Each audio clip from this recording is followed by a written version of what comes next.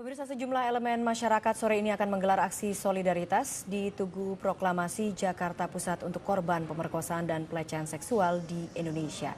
Gilang Ayunda saat ini telah berada di Tugu Proklamasi untuk melaporkan informasi selengkapnya. Gilang, pukul 6 atau pukul 7 nanti para aktivis ini akan menggelar aksi solidaritas. Sampai sejauh mana persiapan yang dilakukan dan aksi seperti apa yang akan mereka lakukan? Iya Eva, memang benar sekali malam solidaritas untuk anak korban kejahatan seksual malam ini akan digelar, yaitu tepatnya pada pukul 19 waktu Indonesia Barat di Gedung Tugu Proklamasi ini. Dan saat ini juga masih terus dilakukan persiapan untuk acara nanti malam. Bisa Anda lihat sendiri di sini persiapannya masih dilakukan, perlengkapan pendukung masih dipasang dan dipersiapkan. Para pendukung acara juga masih bersiap untuk acara nanti malam, karena nanti akan ada cukup banyak orang yang akan hadir untuk berpartisipasi dalam acara malam solidaritas ini. Karena ini acara yang bersifat terbuka, undangannya terbuka untuk masyarakat. Masyarakat pun diundang secara bebas untuk datang ke sini. Sebelumnya juga sudah disebarkan undangan melalui pesan berantai kepada masyarakat luas untuk hadir dan turut berpartisipasi dalam malam solidaritas ini. Dan selain itu juga nanti akan ada lebih dari 80 organisasi yang akan turut berpartisipasi. Di antaranya ada Komisi Perlindungan Anak Indonesia, Komnas Perempuan, Komnas HAM, LBH Jakarta, Peran Indonesia, dan masih banyak lagi. Dan juga nanti akan dihadiri oleh perwakilan Komisi 8 DPR, utusan DPD, Komnas Perempuan, dan KPAI.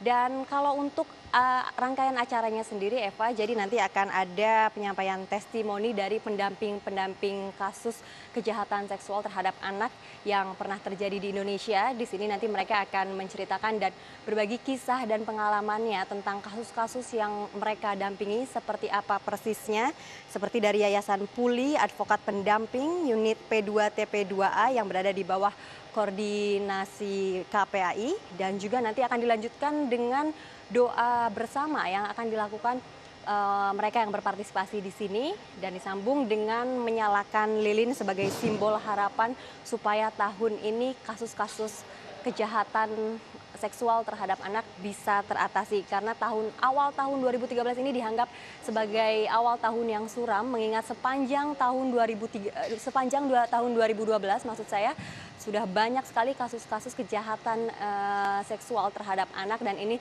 terus meningkat setiap tahunnya. Dan kalau kita lihat secara parsial di beberapa daerah juga ini peningkatan terus terjadi, baik itu yang terjadi pada masyarakat umum maupun khususnya pada anak-anak. Dan nanti juga para peserta yang hadir di sini mereka diminta bicara untuk menyampaikan apa saja yang mereka inginkan, apa saja harapan mereka terhadap upaya-upaya untuk menurunkan kejahatan seksual terhadap anak yang ada di Indonesia. Ya, Eva. Ya Gilang, kalau tadi Anda katakan bahwa ini adalah tahun yang suram karena memang dari data yang diperoleh media, tingkat pelecehan seksual begitu tinggi dalam sebulan terakhir. Banyak sekali kasus pemerkosaan terjadi. Apa pesan yang hendak mereka sampaikan kepada masyarakat untuk melindungi perempuan dari berbagai tindak pelecehan seksual?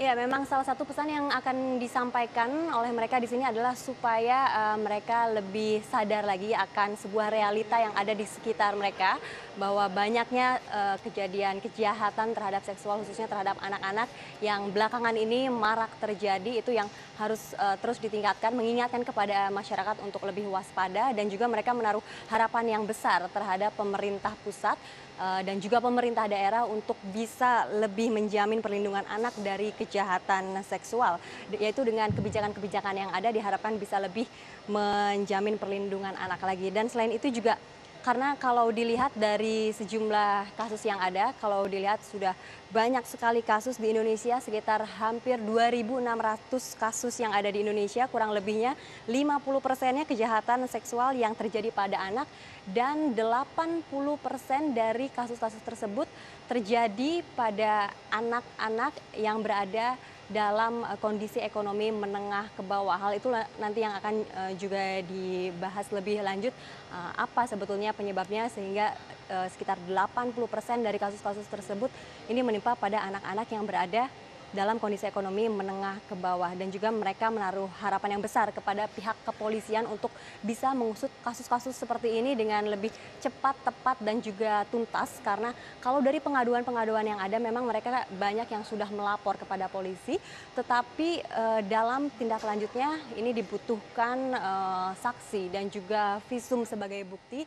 Padahal dalam kenyataannya untuk kasus-kasus seperti ini tidak semuanya mereka memiliki bukti ataupun saksi mata. Seperti misalkan kalau kasus tersebut terjadi sebulan yang lalu dan dia baru melaporkan pada hari ini, tentunya bukti juga sudah semakin sulit untuk terlihat, dan juga saksi pun tidak semua kasus-kasus tersebut terdapat saksi mata. Dan juga mereka menghimbau kepada masyarakat, kepada keluarga khususnya, karena keluarga di sini sebagai bagian yang paling penting, sebagai garda pertama untuk mengetahui perubahan perilaku yang terjadi pada mereka. Dan momentum ini, maraknya kasus-kasus ini diharapkan bisa dijadikan pemerintah untuk merevisi dan memperbaiki hukuman yang pantas kepada mereka yang melakukan tindak kejahatan seksual ini. Ya, Eva.